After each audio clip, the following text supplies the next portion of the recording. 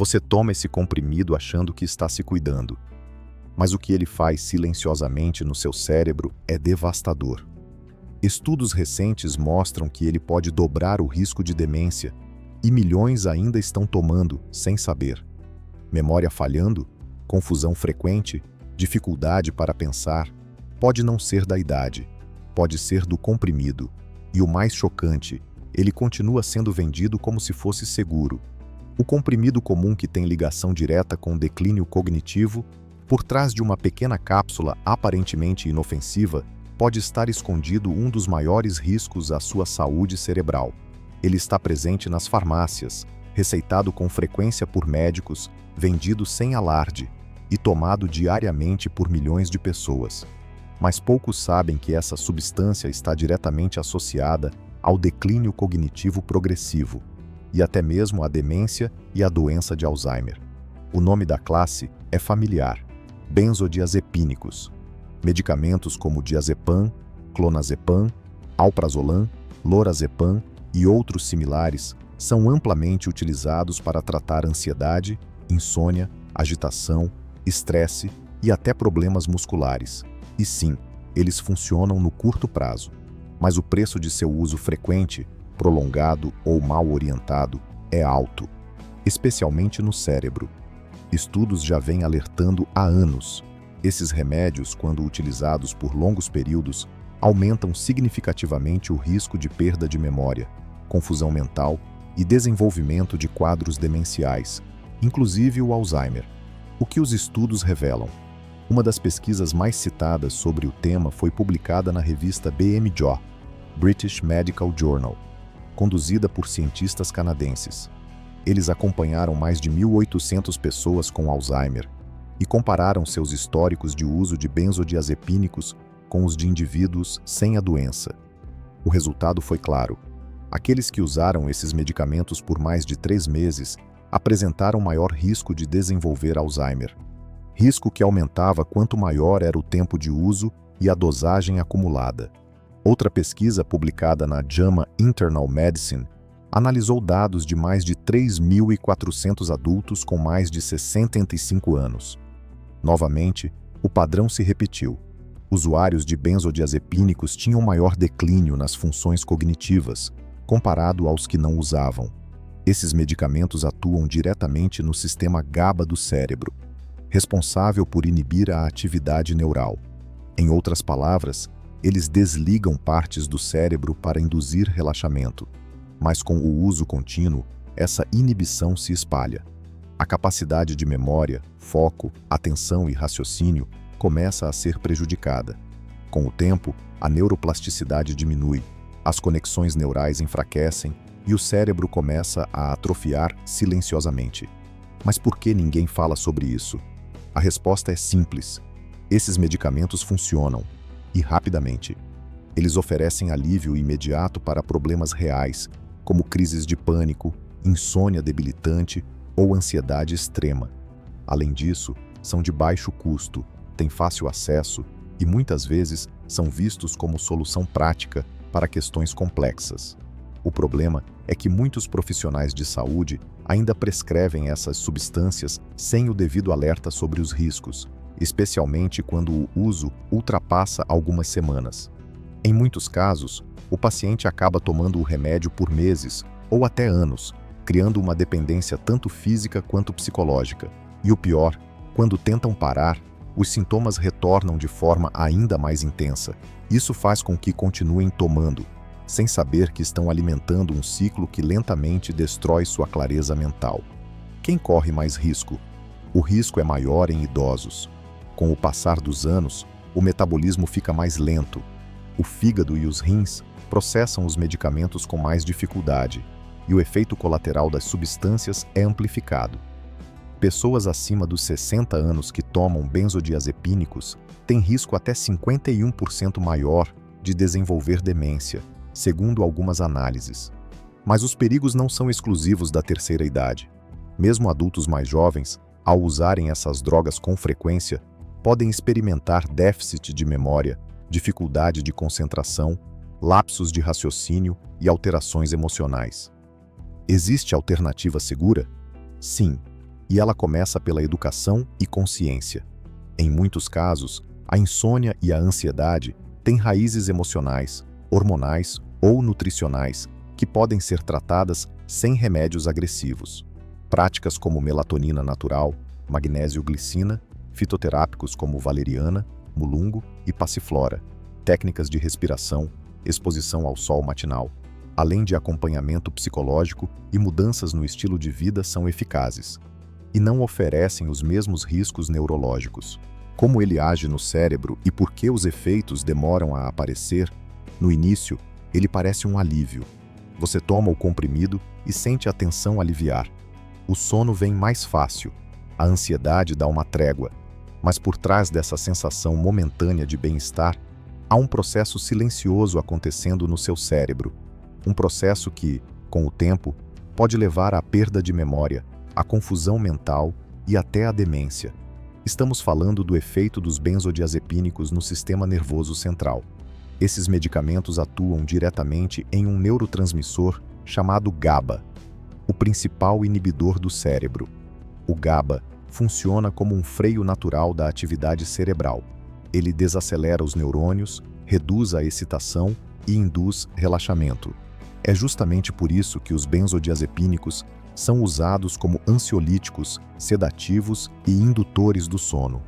Quando você toma um comprimido como diazepam, alprazolam ou clonazepam, ele se liga aos receptores GABA-A no cérebro e potencializa o efeito inibidor natural do GABA.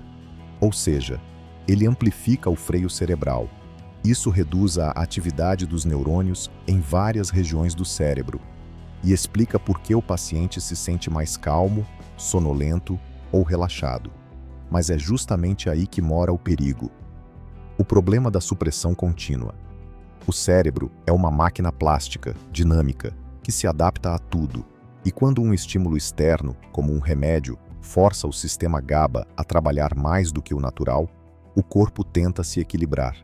Para compensar essa sedação química constante, o cérebro começa a reduzir a produção natural de GABA e diminui a sensibilidade dos receptores.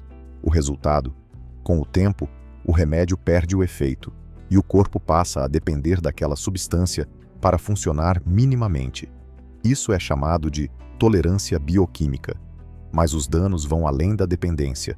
Com o sistema GABA deprimido artificialmente por meses ou anos, as regiões do cérebro responsáveis pela memória, concentração, aprendizado e organização do pensamento começam a sofrer. As sinapses se tornam mais lentas. A neuroplasticidade diminui. Os neurônios entram num estado de hibernação. E o pior, os efeitos colaterais não são imediatos. A degradação das funções cognitivas é lenta, progressiva e quase imperceptível no início. Muitos só percebem o impacto depois de 1 ou 2 anos de uso contínuo, quando já estão com falhas de memória, desorientação leve ou sensação de confusão mental. As áreas mais afetadas. Os benzodiazepínicos afetam principalmente 3 áreas cerebrais. Hipocampo, responsável pela formação de novas memórias. Estudos mostram que essa é uma das regiões mais vulneráveis à ação sedativa prolongada.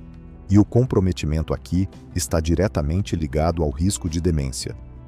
Córtex pré-frontal, envolvido com tomada de decisões, raciocínio lógico, foco e planejamento.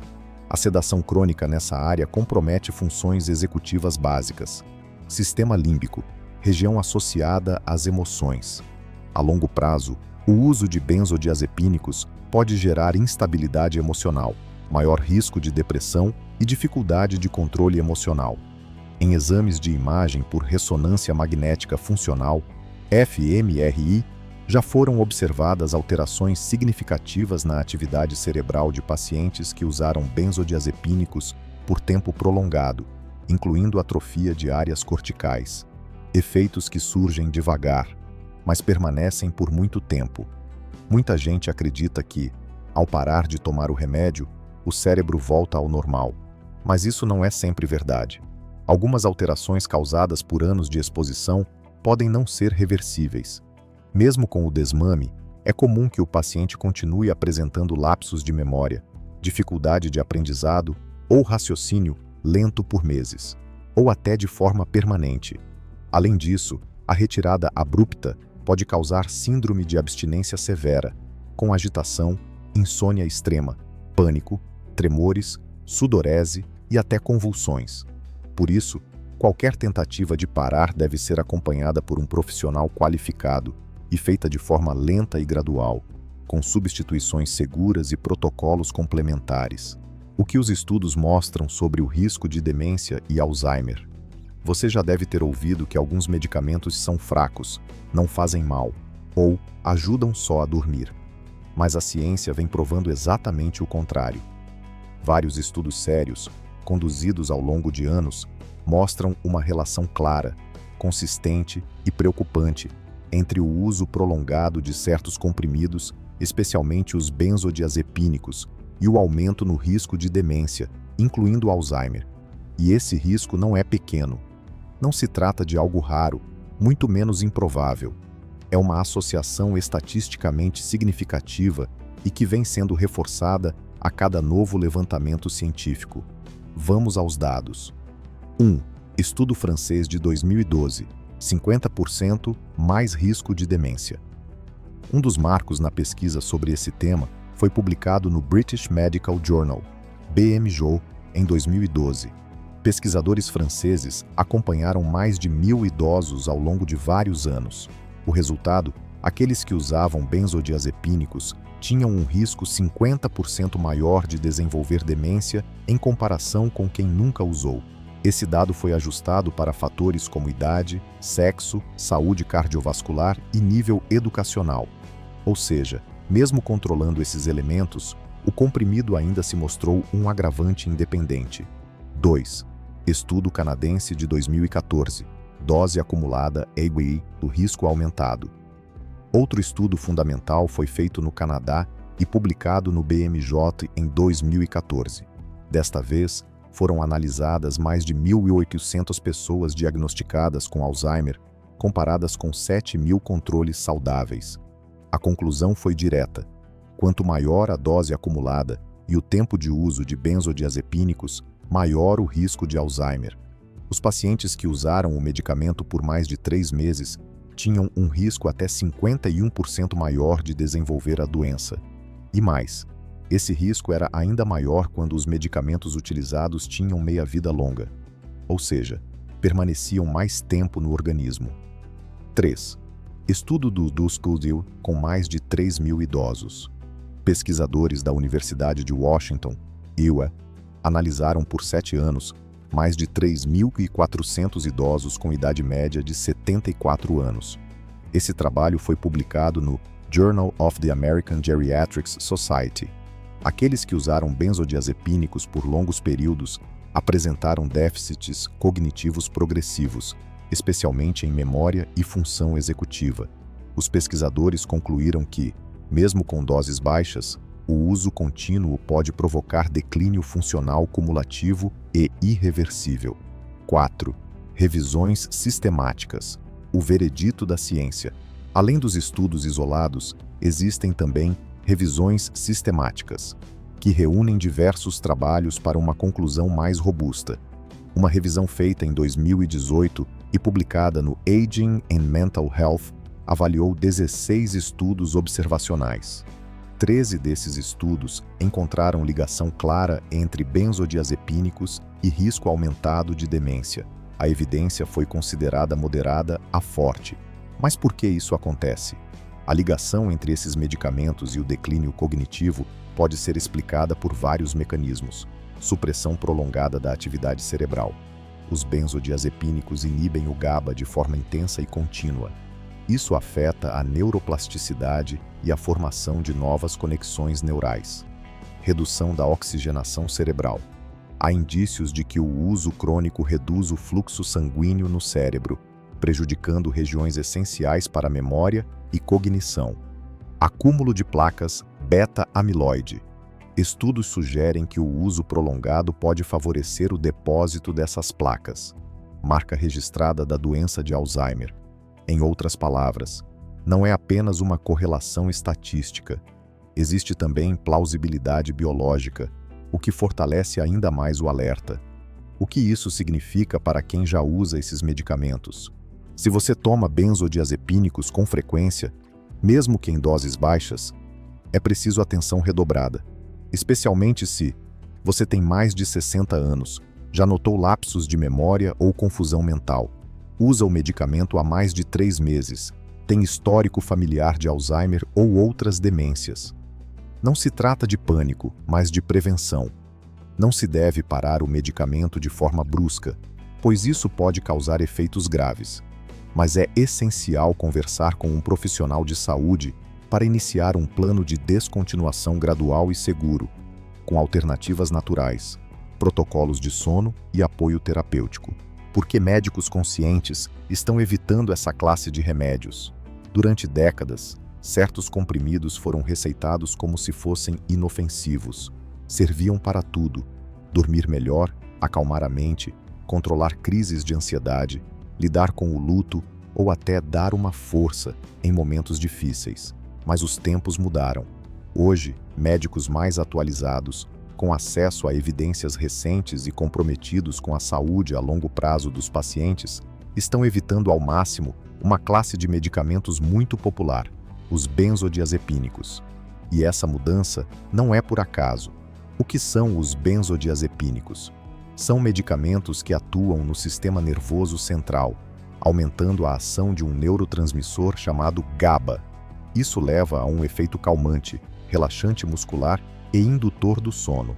Os mais conhecidos incluem diazepam, Valium, clonazepam, Rivotril, alprazolam, Frontal, Xanax, lorazepam, Lorax, bromazepam, Lexotan. Esses nomes parecem familiares, talvez porque o uso deles aumentou drasticamente nas últimas décadas, muitas vezes sem o devido controle ou explicação dos riscos envolvidos. Então, por que médicos mais conscientes estão evitando?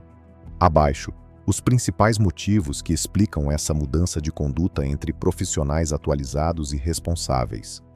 1. Alto risco de dependência física e psicológica. Benzodiazepínicos foram pensados para uso de curto prazo, 2 a 4 semanas no máximo, mas muitos pacientes permanecem usando por meses ou até anos. Com o tempo, o organismo se adapta, reduzindo a eficácia da dose, o que leva à necessidade de aumentar a quantidade, um caminho direto para a dependência. O cérebro passa a depender da substância para funções básicas, como dormir ou manter a calma.